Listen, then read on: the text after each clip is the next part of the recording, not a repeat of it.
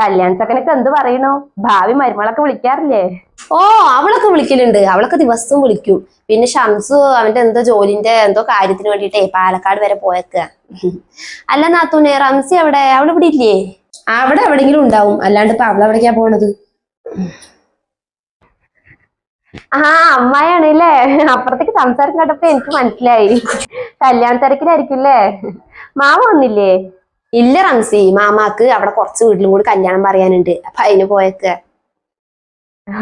അല്ല അമ്മായി, ഷംസു ഇപ്പൊ ലീവിന് വന്നല്ലേ, ഇനിയിപ്പൊ കല്യാണം കഴിഞ്ഞിട്ട് പോകണ്ടതൊക്കെ. ഡി മതി മതി, പോയി അമ്മായിക്ക് ഒരു ചായ എടുത്തിട്ട് പാടി. അയ്യോ, ഞാനത് മറന്നു. ഇപ്പൊ കൊണ്ടുവരാം.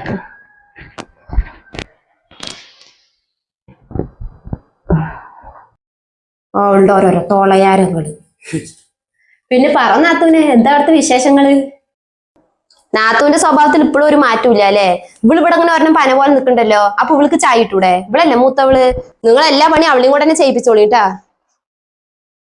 ഓ, അതുകൊണ്ടൊന്നും ഇല്ല നാത്തൂനെ, ഇവളെന്റെ മൂത്ത മരുമകളാവണ്ട് കാര്യമൊന്നും ഇല്ല. അവൾക്ക് ഒരു പണി നേരാമണം ചെയ്യാൻ അറിയില്ല. പെണ്ണിന് പിന്നെ അതൊന്നും അങ്ങനെ ശീലമില്ലല്ലോ. അതുകൊണ്ടേ പണി ചെയ്യാൻ അറിയാണ്ട് അതാ ചെയ്യിപ്പിക്കണ്ടോ.